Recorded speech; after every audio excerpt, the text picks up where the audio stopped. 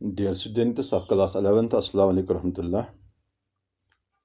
जैसे कि आप जानते हैं, हम लिक्विड स्टेट में प्रॉपर्टीज़ ऑफ लिक्विड डिस्कस कर रहे हैं। अब तक हमने दो प्रॉपर्टीज डिस्कस की हैं। एक प्रॉपर्टी है वेपर प्रेशर ऑफ लिक्विड्स, और दूसरी प्रॉपर्टी जो हमने डिस्कस की that was surface tension. Surface tension जो हमने कल डिस्कस किया। आज हम तीसरी प्रॉपर्टी डिस्कस करने जा रहे हैं, दैट इज़ विस्कोसिटी। और ये जो विस्कोसिटी है, viscosity, it is the last property which we have to discuss in liquid state. तो हम आज इस viscosity को डिस्कस करने जा रहे हैं। बड़ी सिंपल प्रॉपर्टी है। आप सभी जानते हैं कि लिक्विड्स जो हैं, लिक्विड्स को हम लिक्विड्स और आल्सो कॉल्ड फ्लूइड्स। ये बात मैंने आपको कई बार कही है कि गैसेस और लिक्विड्स जो हैं ये फ्लूइड्स हैं। इन्हें फ्लूइड इसलिए कहा जाता है क्योंकि they start flowing when kept without a container. When kept without a container, तो कंटेनर के बगैर जब आप इन्हें रखते हैं तो ये मूव करना शुरू कर देते हैं, फ्लो करना शुरू कर देते हैं, इसलिए हम इन्हें फ्लूइड्स कहते हैं। सिंपल बात है। अब देख लीजिए, क्योंकि ये प्रॉपर्टी सारे लिक्विड्स में मौजूद है, सारे लिक्विड फ्लो करते हैं, मगर आपने देखा होगा कि जो फ्लोइंग प्रॉपर्टी है लिक्विड्स की, सबों में एक जैसी नहीं है। Different liquids flow with different speeds.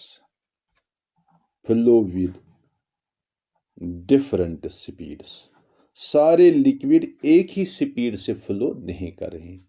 मिसाल के तौर पर अगर आप वाटर देख लेंगे, ईथर देख लेंगे, ये जो हैं ये फास्ट फ्लो करते हैं। उसके बरक्स अगर आप हनी लेंगे, हनी देखिए आपने, हनी जो है इसकी फ्लो करने की रफ्तार जो है वो बहुत ही कम है। हनी स्लोली फ्लो करता है, तो वाटर और ईथर जो हैं ये कंपैरेटिवली फास्ट फ्लो करते हैं। उसके बरक्स अगर आप इथेनॉल लेंगे, अल्कोहल, इथेनॉल, तो वो अल्कोहल जो है, इथेनॉल जो है, वो वाटर से भी ज़्यादा तेज़ फ्लो करता है। इसका मतलब तो यही हुआ ना कि सारे लिक्विड्स जो हैं वो इक्वली फ्लो नहीं करते हैं। लिक्विड्स तो सारे हैं, इक्वली फ्लो नहीं करते हैं। ये इक्वली फ्लो क्यों नहीं करते हैं? इसका मतलब है कि इन लिक्विड्स में कोई इंटरनल रेजिस्टेंस है, टू द फ्लो। यानी जो फ्लो कर रहे हैं सारे बराबर फ्लो नहीं कर रहे हैं। इसका मतलब है कि इसके अंदर कोई ऐसी ताकत है जो इन लिक्विड्स को फ्लो करने से, फ्री फ्लो करने से रोकती है। कहीं पे ये इंटरनल रेजिस्टेंस ज़्यादा है तो उस वजह से लिक्विड आहिस्ता आहिस्ता फ्लो कर रहे हैं। कहीं पे ये इंटरनल रेजिस्टेंस कम है तो उस वजह से लिक्विड फास्ट फ्लो कर रहे हैं। तो मगर इंटरनल रेजिस्टेंस है जो इनको फ्लो करने से रोकती है या रोकने की कोशिश करती है। तो यही इंटरनल रेजिस्टेंस जो है, the internal resistance to the flow of the liquid, इसी को हम विस्कोसिटी कहते हैं। तो इस तरह से विस्कोसिटी अगर हमें डिफाइन करनी हो तो हम लिख सकते हैं the internal resistance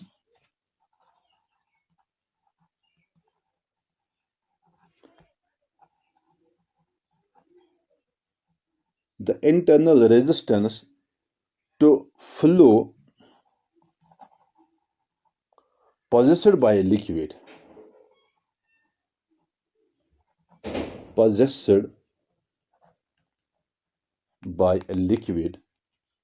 is called its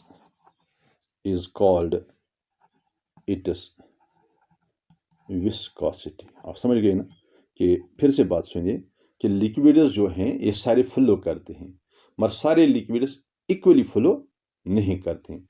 equally flow करने का मतलब, इक्वली फ्लो न करने का मतलब ये हुआ कि सारे लिक्विड्स में अंदरूनी तौर पर कोई ऐसा फोर्स है जो इनको बराबर फ्लो करने नहीं देता है, यानी इनको रोकता है फ्लो करने से। फिर ये रुकते नहीं हैं, फ्लो करते हैं, मगर एक ताकत है जो इनको रोकने की कोशिश कर रही है। जहां पर ये ताकत ज्यादा है, जहां पर ये इंटरनल रेजिस्टेंस ज्यादा है, हाई इंटरनल रेजिस्टेंस जहां है, वहां पर जाहिर सी बात है फ्लो ऑफ द लिक्विड जो होगा वो स्लो होगा, फ्लो स्लो होगा। जब फ्लो स्लो है तो इसका मतलब है हम कहेंगे कि विस्कोसिटी जो है, viscosity is high, viscosity is high. बल्कि हम ऐसे लिक्विड के लिए ये कहते हैं कि that is a more viscous liquid, more viscous liquid. तो more viscous liquids are those which are having high internal resistance, जिसमें एक की एग्जांपल हनी है या ग्लिसरॉल जो है। ये ऐसे लिक्विड्स हैं जो स्लोली फ्लो करते हैं because of their high internal resistance और because of their high viscosity, so they are highly viscous in nature. इसी तरह से वो लिक्विड जिनमें इंटरनल रेजिस्टेंस लो होगी, लो इंटरनल रेजिस्टेंस, तो इन लिक्विड्स में क्या होगा, यहां फ्लो जो होगा फास्ट होगा, उसके अपोजिट। इसका मतलब हुआ विस्कोसिटी जो इनकी होगी दैट विल बी लो, इनकी विस्कोसिटी जो होगी दैट विल बी लो, और हम ये कह सकते हैं they are less viscous in nature, less viscous in nature. अब हमें समझना है कि ये जो इंटरनल रेजिस्टेंस इनमें हम इन लिक्विड्स में है, जो फ्लोइंग प्रॉपर्टी को डिक्रीज कर रहा है, हम इसको कैसे एक्सप्लेन करेंगे। तो ये विस्कोसिटी प्रॉपर्टी एक्सप्लेन करने के लिए हम एक सिंपल से एग्जांपल लेंगे। सपोज वाटर जो है वो एक छोटे से गिलास ट्यूब में या पाइप में या प्लास्टिक रॉड जो होती है, इसमें जो पाइप पानी जो है इसमें फ्लो करता है। आपने देखा होगा प्लास्टिक रॉड हम इस्तेमाल करते हैं या कोई भी पाइप इस्तेमाल होती है पानी पास करने के लिए। तो इस पाइप में से जो पानी गुजरता है, आपने हमेशा देखा होगा ये पानी जो है जब बाहर आता है तो इस तरह से आता है, इस तरह से पानी बाहर आता है। तो आधा पानी यहाँ से वहीं पे पड़ता है, इस तरह यहाँ पर। तो जो सेंटर में से जो पानी फ्लो करता है वो सबसे ज़्यादा दूर जाता है, सेंटर में से पानी सबसे दूर जाता है। जो साइड्स का पानी होता है वो ज़्यादा दूर नहीं जाता है। तो ये चीज़ अंडरस्टैंड करने के लिए कि लिक्विड ये जो पाइप में से पानी फ्लो करता है, इसमें हम ये अब चूंकि देख लिया आपने, आप ऑब्जर्व कर रहे हैं रोज़ ये बात कि जो पानी पाइप की दीवार के साथ होता है वो उतना तेज़ फ्लो नहीं करता है, जो पानी सेंटर में होता है वो पानी ज़्यादा तेज़ फ्लो करता है। तो इस तरह से हम ये कंसिडर कर सकते हैं कि ये जो पानी इस पाइप के अंदर फ्लो कर रहा है, it is made up of different layer. Suppose इस तरह से it is made up of different layers. The water in a pipe is considered to be made up of different layers. इस तरह से तो जो पानी लेयर के साथ इस पाइप की वॉल के साथ है, ये सबसे ज़्यादा स्लोली फ्लो करता है, जिसमें आपको यहाँ पर बता दिया। सबसे कम स्पीड जिस पानी की होती है वो उसकी जो गिलास लायर या जो ट्यूब है या पाइप जो है, पाइप की वॉल के साथ जो पानी की लायर होती है, इसकी स्पीड सबसे कम होती है। और जो बीच वाली लायर, सेंटर में जो लायर होती है या सेंटर में जो पानी बह रहा है, उसकी स्पीड सबसे ज़्यादा होती है। या आप यूं कह सकते हैं कि जो ही आप इस गिलास वाल या ट्यूब या पाइप के वाल से जो ही आप सेंटर की तरफ आ जाते हैं, स्पीड बढ़ती जाती है। तो सेंटर वाली लायर जो है इसकी स्पीड जो होती है वो सबसे ज़्यादा होती है, और फिर जो इसके बाद वाली लायर है उसकी स्पीड उससे कम होती है। फिर उसके बाद वाली लायर जो है उसकी स्पीड उससे कम होती है। फिर उसके बाद वाली जो लायर है उसकी स्पीड उससे कम होती है। और फिर जो उसके बाद वाली लायर है उसकी स्पीड फर्दर कम होगी। इसी तरह से जो लायर गिलास वाल के साथ है, हम ये कंसिडर करते हैं कि ये ऑलमोस्ट स्टेशनरी है। तो ये इस साइड पे हो गया, इसी तरह से ऊपर के साइड पे भी आप दिखा सकते हैं। जो हम दूर जाते जा रहे हैं, सेंटर से दूर जा रहे हैं, वॉल की तरफ जा रहे हैं, स्पीड जो वाटर की होगी वो कम होती जा रही है। तो इस तरह से हम ये कह सकते हैं, जैसे मैंने बता दिया पहले ही, कि जो वाटर फ्लो कर रहा है पाइप में, it is considered to be made up of different concentric layers. तो सेंटर वाली लेयर जो है, जो सबसे ज्यादा फास्ट जा रही है, इसके बाद जो नीचे एक और लेयर है, इसकी स्पीड चूंकि कम है, तो हम ये कह सकते हैं कि ऊपर वाली लेयर जो है, ये नीचे वाली लेयर पे एक sort of frictional force apply करता है, sort of frictional force apply करता है, इसको ये तेज भागने नहीं देता है। और ये लेयर जो है, ये इससे नीचे वाली लेयर पे फ्रिक्शनल फोर्स अप्लाई करता है, और नतीजा क्या निकलता है कि इस नीचे वाली लेयर की स्पीड फर्दर डिक्रीज हो रही है। इसी तरह से उससे नीचे जो है, तो ऊपर वाली लेयर नीचे वाली लेयर पर फर्दर फ्रिक्शनल फोर्स अप्लाई करता है। इस तरह से ये जो कंसेंट्रिक लेयर्स हैं, they apply frictional force on each other. तो यह फ्रिक्शनल फोर्स जो एक लेयर दूसरे लेयर पे अप्लाई करती है, यही फ्रिक्शनल फोर्स एक्चुअली विस्कोसिटी है।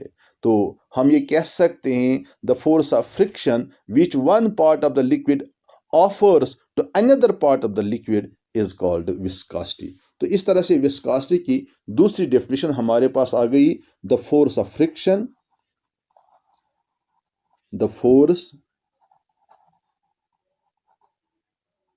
the force of friction which one part of the liquid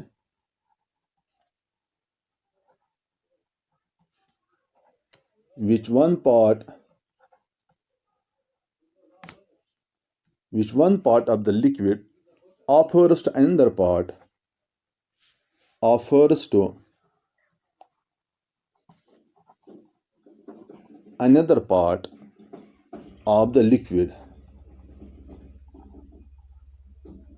is called viscosity। आप समझ गए? यानी लिक्विड की एक लेयर दूसरी लेयर को फ्रिक्शनल फोर्स अप्लाई करता है, जिसकी वजह से, फ्रिक्शनल फोर्स की वजह से इस दूसरी लेयर की स्पीड कम होती है। तो इस तरह से हम विस्कोसिटी को डिफाइन कर सकते हैं। तो ये जो लेयर्स ऑफ लिक्विड हैं, हम इनको इस तरह से भी अगर आप कह सकते हैं, सपोज ये लिक्विड की एक लेयर है, इस लेयर के नीचे एक और लेयर लिक्विड की है, इस लेयर के नीचे एक और लेयर लिक्विड की है। तो जाहिर सी बात है, एक लेयर दूसरे लेयर पे फ्रिक्शनल फोर्स अप्लाई करता है, दूसरी लेयर तीसरी लेयर पे फ्रिक्शनल फोर्स अप्लाई करता है। अगर हम मान लेते हैं कि ये जो एक लेयर है, इसका एरिया है a² सेंटीमीटर्स, नेचुरली दूसरी लेयर जो होगी, जो इसके कंटेक्ट में है, उसका एरिया भी a² सेंटीमीटर है। तीसरी लेयर जो है, इसका एरिया भी सपोज a² सेंटीमीटर है। जैसे आपने अभी देख लिया, जो ऊपर वाली लेयर होती है, इसकी स्पीड ज़्यादा होती है, बीच वाली की उससे कम होती है, जो उसके नीचे होगी उसकी स्पीड उससे कम होगी, जो फिर उसके नीचे होगी उसकी स्पीड उससे कम होगी, क्योंकि ऊपर वाली लेयर जो है वो नीचे वाली लेयर पे फ्रिक्शनल फोर्स अप्लाई करता है, ये तीसरी लेयर पे करेगा, तीसरी चौथी पे करेगा, जैसे हमने यहाँ पर इस ट्यूब में भी आपको दिखा दिया। मान लो ये जो बीच वाली लेयर है, इसकी वेलोसिटी जो है दैट इज v सेंटीमीटर्स पर सेकंड, इसकी वेलोसिटी है v सेंटीमीटर्स पर सेकंड। तो जो ऊपर वाली लेयर होगी उसकी वेलोसिटी इस बीच वाली लेयर की वेलोसिटी से ज़्यादा होगी, थोड़ी ज़्यादा। तो सपोज एक तो इसकी वेलोसिटी v और थोड़ी ज़्यादा, let that small increase in the velocity of the upper layer will be dv। आप जानते हैं d जो हो, d represent small change in velocity. मगर ये जो स्मॉल चेंज इन वेलोसिटी है, यहाँ पर ऐड होगी, यानी ऊपर वाली लेयर जो होगी इसकी वेलोसिटी थोड़ी ज़्यादा होगी इस बीच वाली लेयर से। तो इसीलिए मैंने यहाँ पर लिखा, बीच वाली की वेलोसिटी हमने v के बराबर रख दिया, तो ऊपर वाली लेयर की वेलोसिटी जो है that is equal to v plus dv। तो नीचे वाली जो होगी इसकी स्पीड वेलोसिटी जो होगी that will be lesser than the middle layer. तो जाहिर सी बात है, जब कम होगी तो माइनस होगा v माइनस dv। ठीक है ना। तो इस तरह से हमने रिप्रेजेंट की velocity of the 3 layers. Suppose in 3 layers के दरमियान जो डिस्टेंस में डिफरेंस है, सपोज ये लेयर और ये लेयर जो है इनके दरमियान डिस्टेंस में डिफरेंस है, they are at a distance of dx from each other, they are apart from each other by distance of dx। इसी तरह से दूसरी और तीसरी लेयर जो है इनके दरमियान भी ए डिस्टेंस ऑफ dx है, ठीक है ना।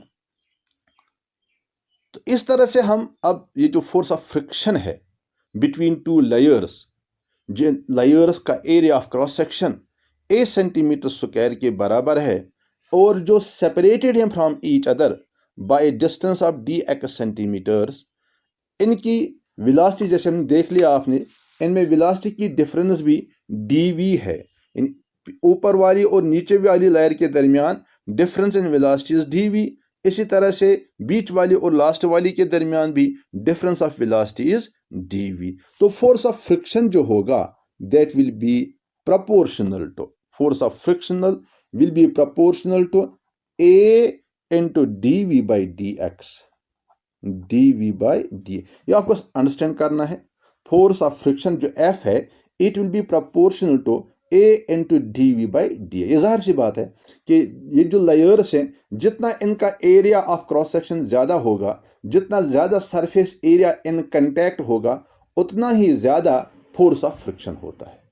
Force of friction depends upon the area of cross section in contact. जाहिर सी बात है, इसलिए हमने लिखा है force of friction is directly proportional to ए।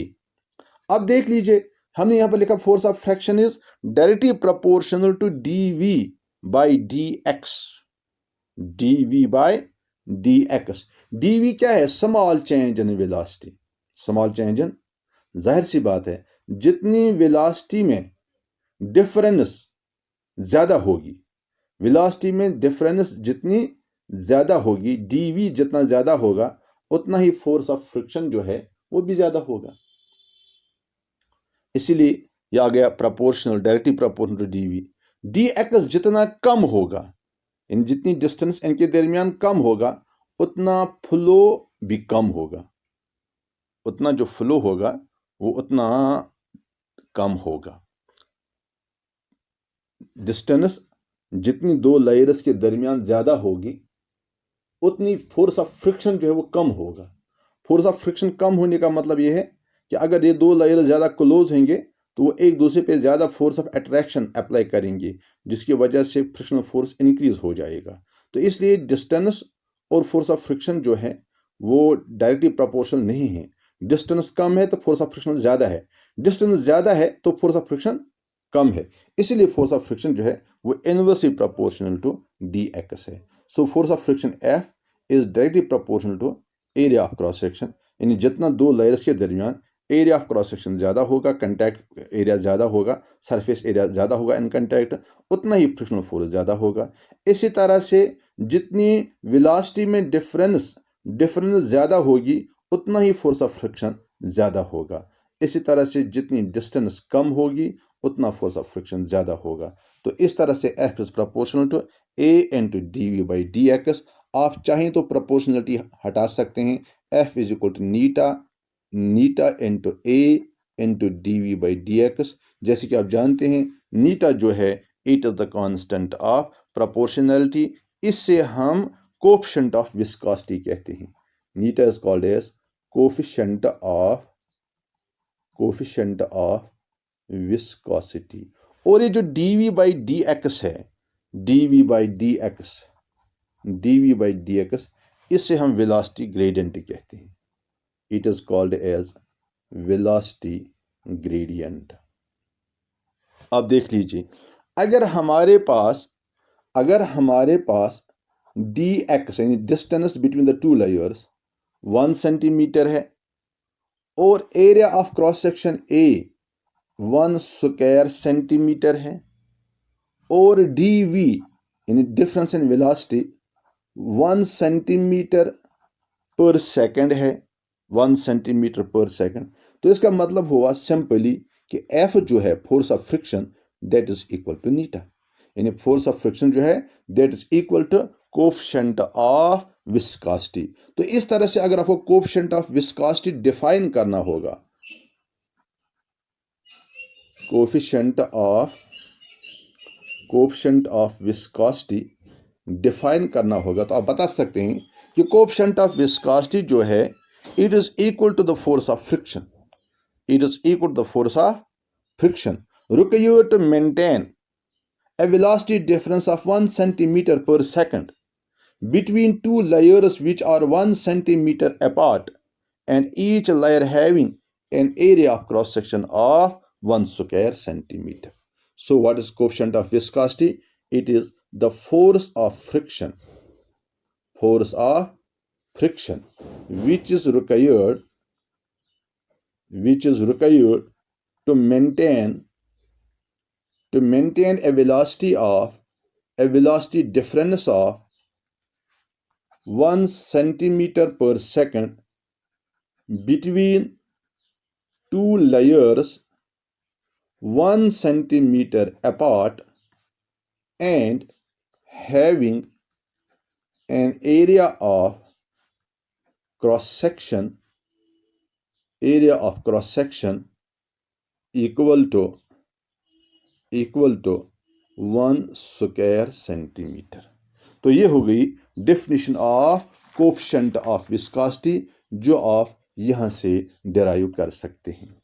तो इसी तरह से अगर आपको यूनिट्स ऑफ विस्कोसिटी या units of coefficient of viscosity निकालना हो तो आराम के साथ आप इसी रिलेशन में से कोफिशिएंट ऑफ विस्कोसिटी के लिए यूनिट्स डिराइव कर सकते हैं। तो इसका देखिए आप यूनिट्स, तो यहाँ पर इस रिलेशन में से आप देखेंगे eta is equal to F into D X divided by A into D V, ठीक है ना।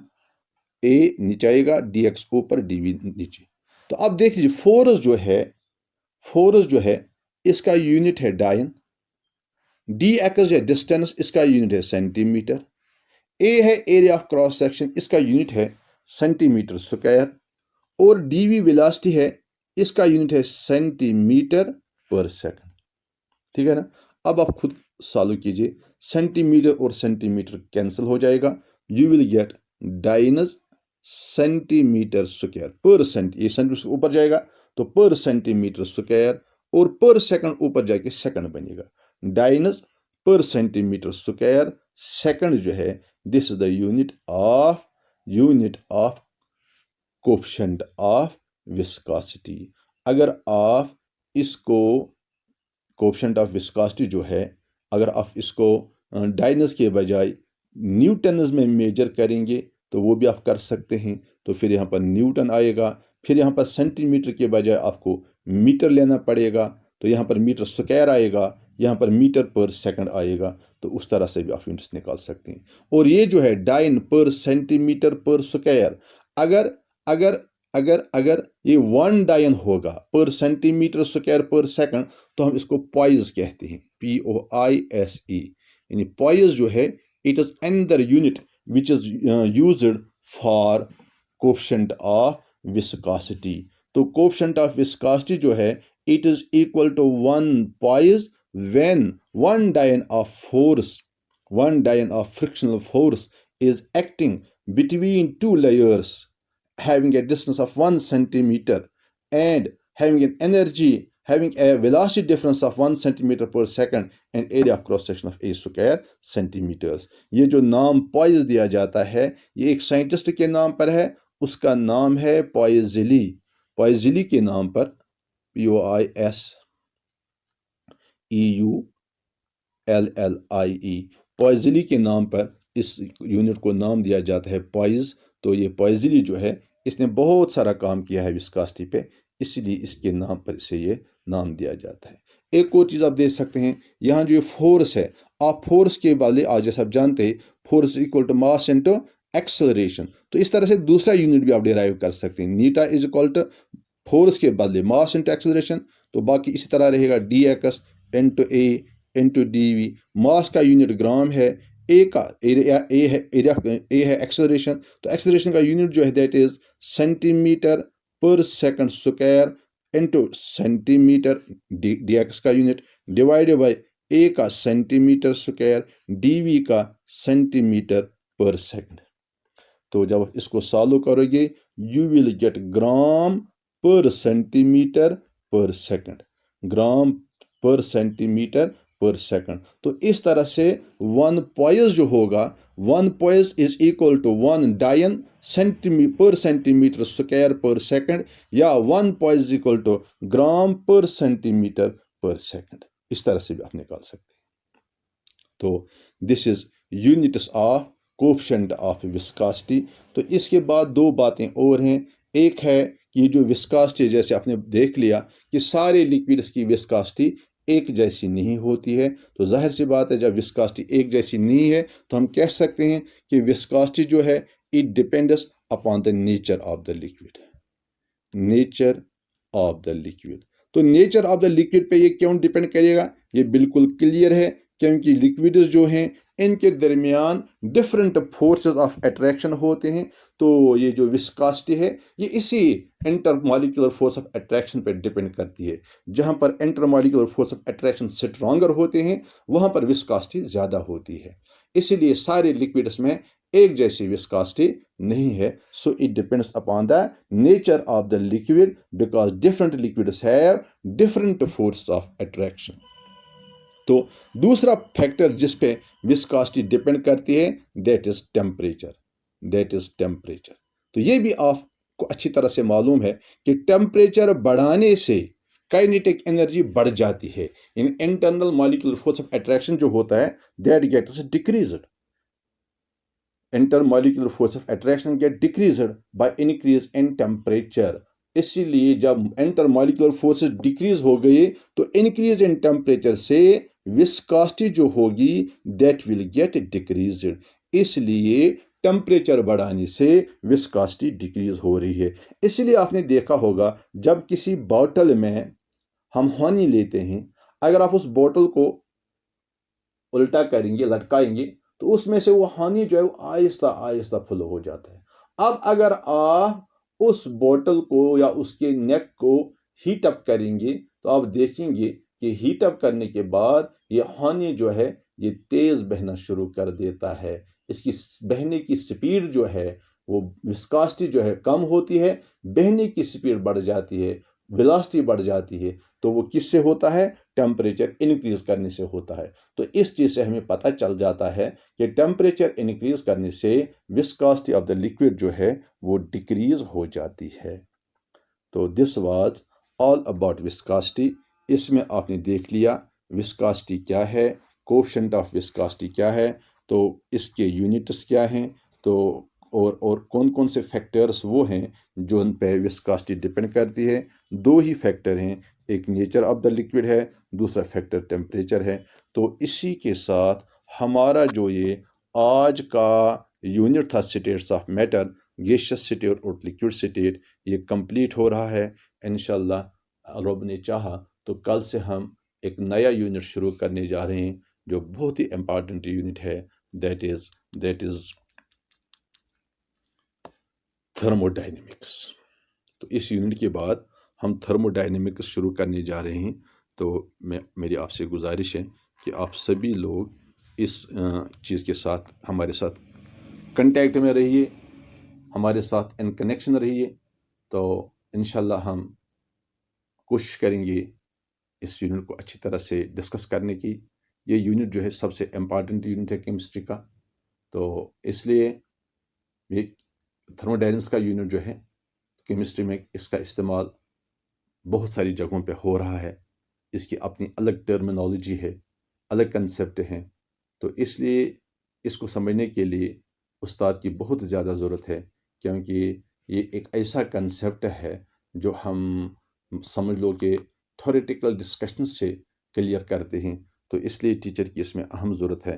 तो मुझे पूरी उम्मीद है आप हमारा साथ देंगे और हम इस यूनिट को भी इंशाअल्लाह पाए तकमील तक पहुंचाएंगे। तो आज के लिए इतना ही। Thank you very much.